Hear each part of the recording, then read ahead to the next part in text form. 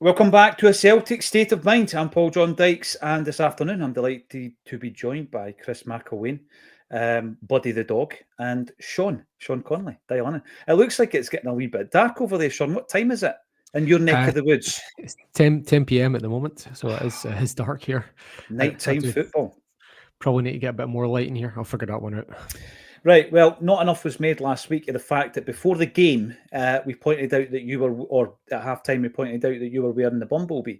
And we went back to a game at Rugby Park where the Bumblebee always sticks in my mind, and it's because Paolo Di Canio ran riot, new signing.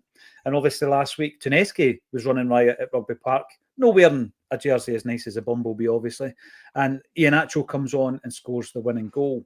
And both players start today. Chris, what do you make of the lineup before we bring it up and look through it intrinsically? Yeah, and first of all, apologies for the dog. He has we're going to deliver at the moment, so apologies if that comes through. But yeah, the lineup. I think if anything, I was expecting a few more changes. Given we've got the game midweek, I thought there was an opportunity there to rest a couple of key players who you'd expect to may certainly start on Wednesday.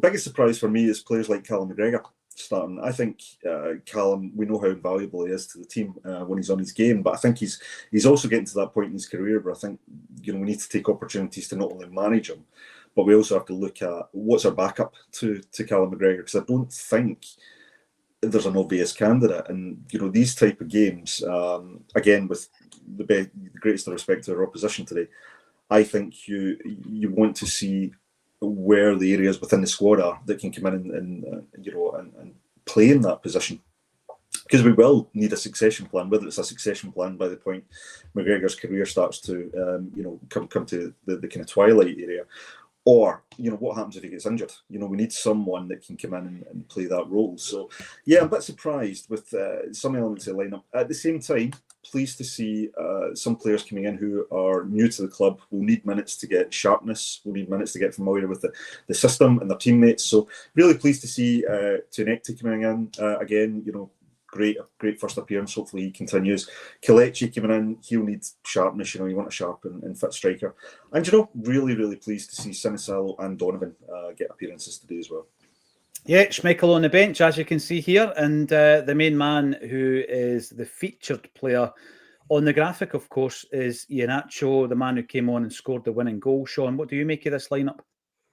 Yeah, I had similar. My initial thoughts were the same as Chris. In fact, looking at McGregor sitting in there and thinking, well, we've got an away game in Europe this week, and I guess McGregor's going to be starting both games. I guess a Glasgow derby in the cup is very important, but then also with respect to his lower division opposition, we should have someone else in the rotation. We can't keep going to that. If you keep going to the same well, it's going to run dry much sooner, isn't it? And we need Callum McGregor's 32 now. We'd like him to be playing at the top for much longer. And he needs some support, some relief. Similar with I was not surprised to Yang starting in the midfield. It's super strong. It's basically the first choice midfield. Probably going to be the same midfield that starts on Thursday, unless there's a bit of a shake-up. Because there was the chat last year that Rodgers likes and goes for Europe more than he does for domestic. So we may actually see that change coming up. But yeah, as Rodgers called him, Seba, I think so. I'm just going to I might try and sprinkle that one in. So instead of stumbling over to Netsky a million times a game. So Seba is starting, and hopefully he does a jinky and runs riot in the first half, and then we can just kind of take him off and wrap him up. I don't know. I like what you did there, because we're playing Red Star during the week, and it was against Red Star that he did that, didn't he? He was promised you don't have to play in the away leg, and he run riot. Yeah, you did that deliberately, clearly, Sean. Definitely deliberate, yeah, definitely. Yeah. But yeah, it's look, we're not traveling far today, right? It's an away game, but we're still in the hometown. So it's I'm surprised at how strong the team is, even though there is some rotation. But I know that Rodgers doesn't like to make more than 3 or 4 changes for continuity. But it's not like we're firing on all cylinders at the moment, so I don't know about maintaining continuity from that perspective.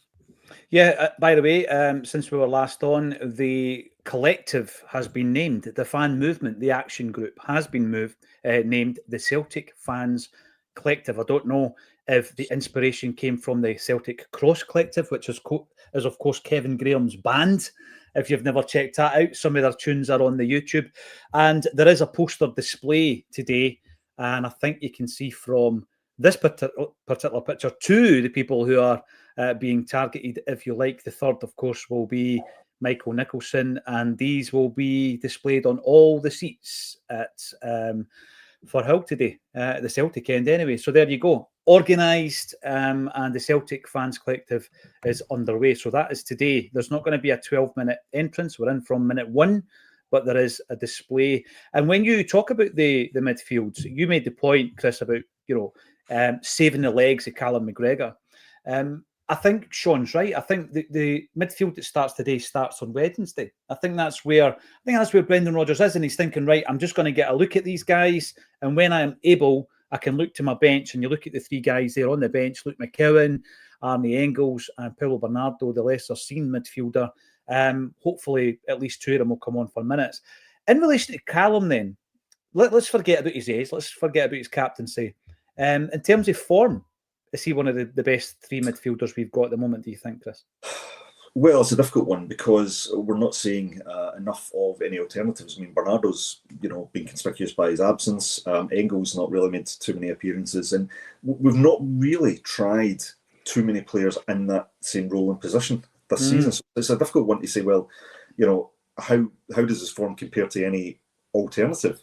But I would say he's not as influential so far this season as I think we've seen in previous seasons. I thought in our previous game, and I mentioned that I think at the pre-match at that point, I said, teams are starting to identify if they can nullify Callum McGregor's influence, if they can get close to him and stifle his ability to turn and pick out a pass. And we know Callum can do that because we saw at least one occasion where he actually launched the ball forward, nearly picked out Taneki with a beautiful pass. Yeah. But he didn't get a lot of opportunity to do that. And in fact, a lot of the certainly my observations of the game, a lot of the play was with Callum McGregor facing his own goal and not being allowed to turn and pick out players and distribute the way he normally does. So I think that while he is one of our most influential players, we're not doing enough within the midfield to protect him at the moment. And I think opposition teams are recognising that if they can nullify his attributes on the park, then they've got a good chance of kind of overrunning that midfield.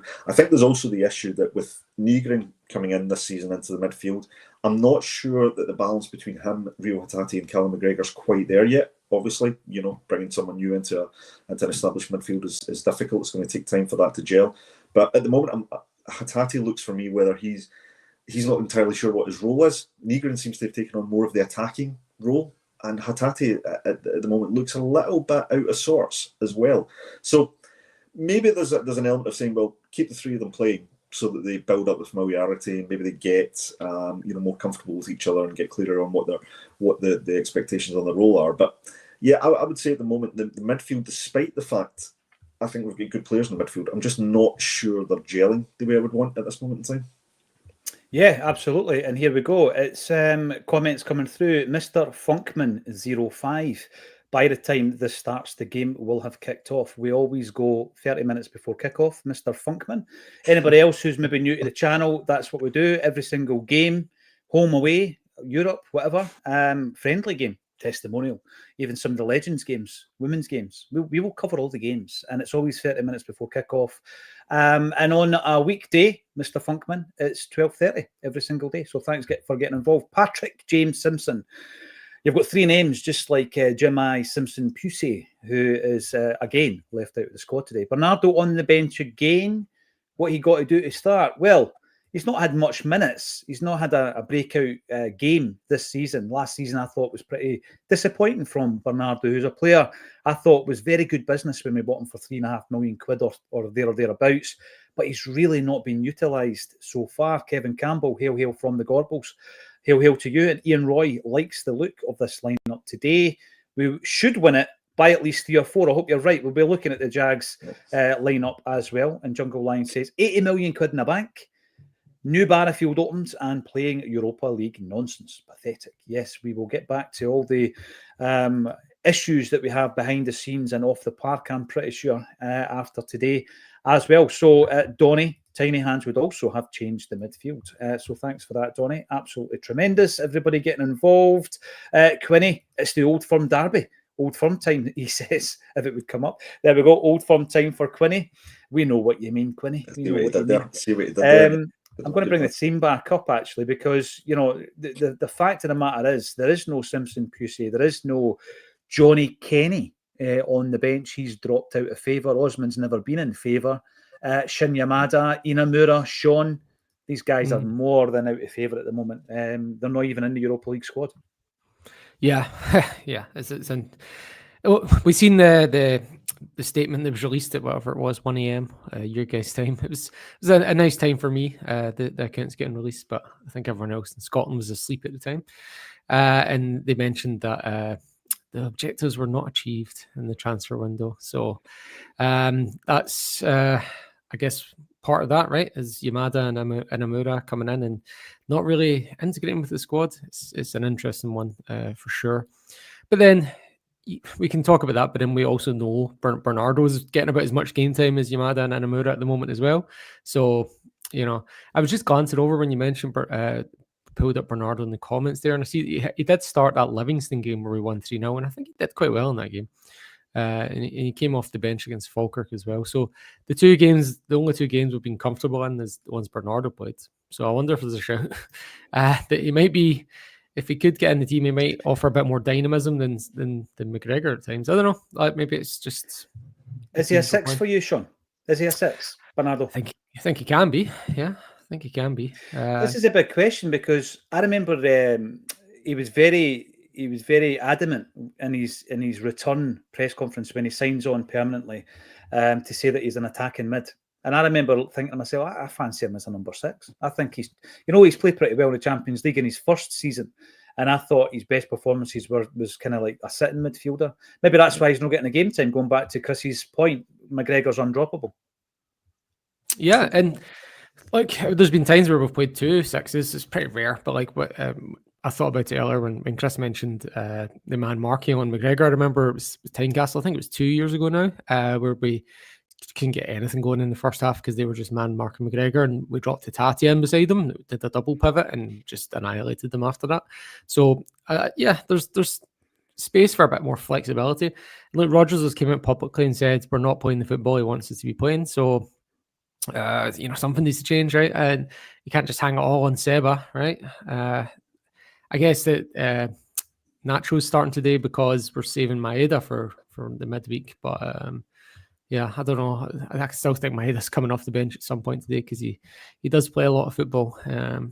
But I'm actually quite interested to see how Nacho goes today because the game kind of really passed him by last week. I know he scored the winner, but he wasn't quite clicking. He wasn't quite getting involved. So hopefully against a championship team today, we get to see him a bit more involved, a bit more on the ball, and start making comparisons to the guy that he replaced, which was Adamida. And everyone was a critic of Adamida, and we'll see how that goes with Nacho. Yeah, he was getting a lot of criticism before he left, didn't he? Sinisalo obviously taking the gloves. I don't know if that's a plan for kind of League Cup games. We'll need to wait and see, or Schmeichel simply just being rested for the midweek game. I'm interested to talk, Chris, about the front three then. We've already mentioned Tuneski, Iheanacho through the middle. Yang starts on the right and Balikwisha drops to the bench, as does your man Maeda that Sean was talking about. You've obviously met Tuneski. You met him last week. You're buddies with him, aren't you? Up at the presser. I was fortunate enough to go and speak to him. I actually had the chance to speak to him just before, just as he arrived at the stadium. I arrived at the same time. First of all, very, very, very, very nice gentleman, young man. Very impressive when you consider that he's never, plied his trade in an English-speaking country. But I'm always humbled when you hear, such young, young professionals, and they come in and they can speak English, to an excellent degree. And he answered his questions very, very well. But he said a couple of things which I really liked, and I thought would resonate a lot with the supporters. Is that he wants to be the type of player that when he gets the ball, the play, the fans sit up and take notice, and it gets the fans excited when he plays, and he wants to play and take the ball forward. And I thought, I like that attitude. That's what you want from a winger. You want a winger who is, keen to get as much of the ball as possible and drive forward with it and make something happen. And we saw evidence of that, albeit, look, it's one match so far. I think we need to show patience with him. But there was such a reaction to it because we haven't seen enough of that this season, or even, as we look back in last season.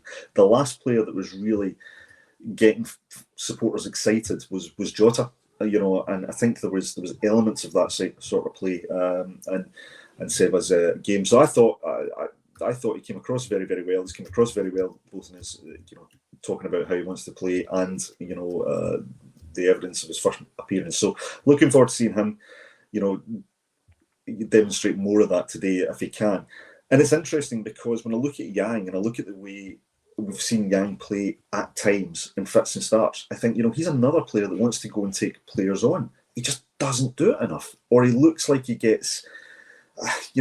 he gets bogged down by the opposition or the fans getting top of him. So I want to see Yang do something similar. Now, he's in a really difficult position. He was expecting a move in the transfer window. That indicates that maybe the manager or the club, don't view him necessarily as, the player that they want in that position. The move didn't happen. He's now in this position where he's training, he's at a club. Is he thinking about January? Is he thinking about I can re-establish myself? You're kind of looking for him to rise to the challenge. Rodgers has been quite complimentary about him. We've seen videos and training of him complimenting his work. I just think that whatever the future holds for Yang, he's got to now take his opportunity to show that he deserves a move to a club for his career benefit, or if he wants to salvage his Celtic future. Here's your opportunity, son. Go and take it. Because at the moment, we've nobody in that right wing position. So good opportunity for him. But he's had a few, and I would say he's not really quite grabbed the brass ring, as they say. Well, the last point you made there in relation to the fact we don't have another right winger, so we're forced to play a guy that we had already deemed not good enough, surplus to requirements, on his way out of the building in January, had we done our business quickly enough.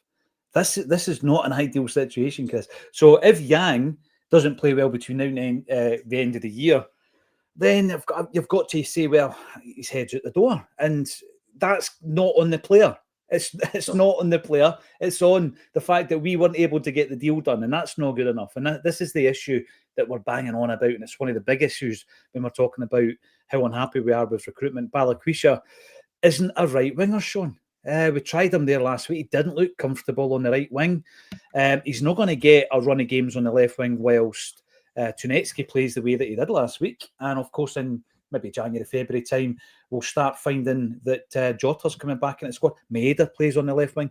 It's very difficult for a player like Balikwisha, and it's really not his fault. We've ended up buying too many left wingers, and then we've got Yang playing on the right, and actually he was 1 foot out the door just in January. No ideal, is it? Yeah, and Balikwisha played, I gather he played some games at number 10 for Antwerp as well. So I don't know if there's, it's a pretty busy part of the squad, right, with the 6 centre mids that we've got. So I don't know that there's a space for him there, but he certainly is not thriving on the wing at the moment. And I got very, very nostalgic there when Chris brought up Jota. It makes me sad. We're missing, we are all missing him at the moment. When you look at the team, and something that annoyed me also this week is that, Johnson's injured, Ralston's injured, and we've got Donovan coming in, and he's doing a decent enough job. Like, he's not the same levels as Johnson and Ralston, but he's done well enough. He's been, he was well involved in the winner last week, and we just have nothing, not even a sniff of any backup for the wing coming out the youth squad or any striker. There's just not even a name that you could, like right now, none of us could put together a name that could come from that youth team and go into their squads if we had a couple of injuries or whatever on the wing. So there's that layer of damnation as well in terms of how Celtic are doing their business, and that we just have nothing there really. So it's all very frustrating, to be honest. Yeah, if you want to be positive, it's Seba. He's great, and hopefully Balikwisha does click, because Nicholas Kuhn didn't do anything for 6 months, and then he became a Champions League star. So it's not beyond them, you know. No, I used that during the week. Actually, I used that as an example, showing the fact that, you know, Palmer did get off to a good start at Celtic, Kuhn didn't, and we know how their career paths kind of went in the hoops. And so I'm not jumping on Balikwisha in any way, shape, or form. The point you make around the fact that we should have someone coming who is the best up and coming player that's coming out of the academy right now. Is he ready for the first team? And that's an issue. We spoke about this on Friday night, Chris. Don't know if you had a chance to catch This Is Acsom with Paul Smith. Paul, I thought he was brilliant in so far as he was saying, you know what, it's always great to go out and buy players, but why are we constantly having to buy players when we've got a youth academy? And obviously Barrowfield was just opened up again this week. Great wee video with Paul McStay, the maestro, Tom Boyd and Roy Aiken. That's the kind of content that I'm here for. Certainly, we've been shouting out about that for ages. That's probably been in the can for 3 months until the council signed it off, that wee bit of content. But this is the thing, and I share Sean's frustrations here. Donovan's doing brilliantly. If Donovan, for whatever reason, cannot play for Celtic at the moment, we're going to probably have to play Saraki out in the right. I know he has played there in the past. He's not a natural right back, and that's no ideal either. But I do look at the B team, Sean. I looked during the week because I'm watching with interest the careers of guys like Turley and McArdle, and also Philip Scorb, the striker. But yeah, it's one of the ones where we've got a very young B team, very young. And I keep banging on about this, Chris, because I think we need to work with the authorities to ensure that the B team is a hybrid. It's not just a kind of youth team. And there are players in this squad right now, we've already mentioned some of them, who won't be playing football. They're in limbo. You know, the guys that are not getting in the squad right now, they're not playing football. What's the options for them, right? Last season, it was guys like Nawrocki, wasn't it? And there's always a clutch of players at Celtic. You know, James McCarthy was driving the bus and all this kind of stuff, right? He was in the carpool. These guys just don't play. And it's one of the things where it's about fitness for them, right? Nobody wants to play when they're already a seasoned pro in the 5th tier of any league, right? I get it. But it's about fitness for them. At this point in their career, there has to be a possibility of the B team getting promoted through the leagues. We brought a player like Arnie Engels, right, from Augsburg. He had earned his spurs for the second string of Club Brugge, Club Next, in the 2nd tier of the pyramid. This is what we need. Yep. So there's much bigger, wider ranging issues as to where is our right winger that we can draft in? Well, we don't have one. Why? Because the bridge is too far between 5th tier football and 1st tier Premiership football. The bridge is clearly too far at the moment, Chris. This is a much deeper kind of conversation, I think. But I think Paul Smith spoke about it really, really insightfully on Friday night. Yes, no, I would agree. And I think you make a really good point. The B team shouldn't necessarily about the competition or the competition level. I mean, that we can't change that situation at the moment. I wish we could and get back to the old style reserve football. But you're right, we've got resources within the club, and I apologize for the cold term of resources when I'm referring to players. But when you've got someone like an Arnie Engels, right, and for whatever reason he's not in the first team, or if he doesn't play in a certain match because he's on the bench, well, you want to make sure his fitness is up, right? So go and play a B team match. But Arnie Engels, for our young players within the B team, he's somebody that's gone through that progression from, you know, youth player to lower level player to into the making his breakthrough. And even though he's not necessarily in the first team, he understands the level that you have to get to. He understands the standard that you have to play to. So that's a great bit of experience that the young guys can call upon. And I think we should take advantage of that. Similarly, you know, when you've got a guy like James Forrest, right now, James Forrest probably played more football than even he expected to play this season. But at his point of his career, right, if we're able to leave James Forrest rather on the bench and he doesn't necessarily play every game, get him into the B team, because there's someone that absolutely knows what it takes to come through the academy and get into the first team and has that winning mentality. Now, I'm not saying that that's the level James Forrest should play at. I think James Forrest will play a very important part for the first team this season. We've seen it for the last 2 years almost that he's had this bit of a career renaissance, and he plays quite a vital role. He's almost the relief pitcher if you take baseball terms.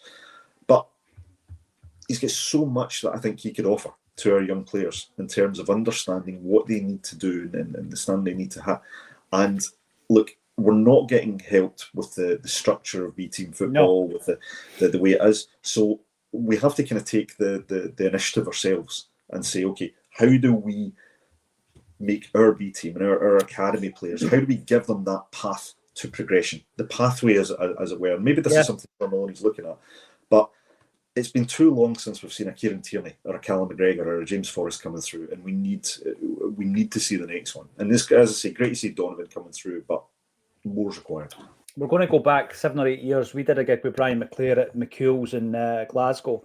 And of course, Brian McClare, in terms of his youth experience, had worked in the Manchester United Academy for many, many years before coming up to work for the SFA, which didn't quite work out for him. And he believed that the team below the first team should have an experienced goalie, defender, midfielder, and attacker in it.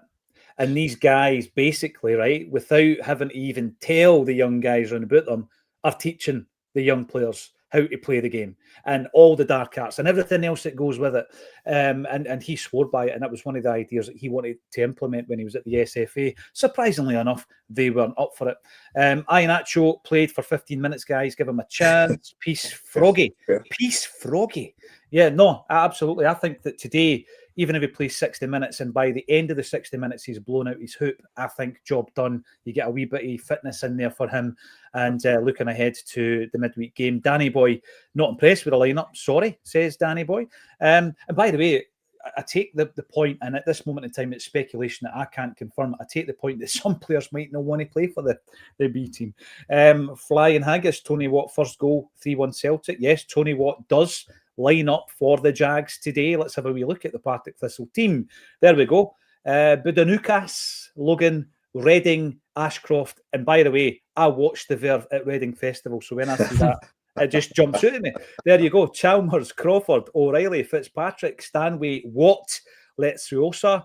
And look at the subs. There's an interesting name, Faulkner, in relation to Willie Faulkner, ex-Celtic player. Can somebody tell us? Faulkner.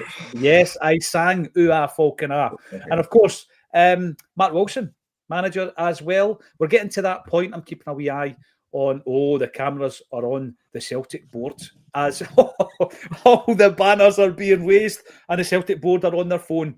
Yeah, that important text message they had to send so that they're not looking at the Celtic support protesting against them. I want a wee prediction from you. I'm going to start with Sean Connolly, a prediction for today.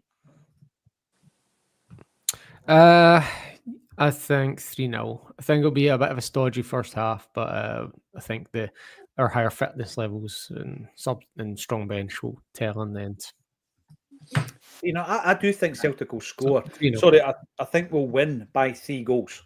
So a 3-0 or a 4-1, not counting my chickens and all the rest of it. But I'm looking at that Celtic lineup. It's strong enough, Chris, for me, for Celtic to go out there and win comfortably enough. Brendan Rodgers likes playing at Firhill, he says.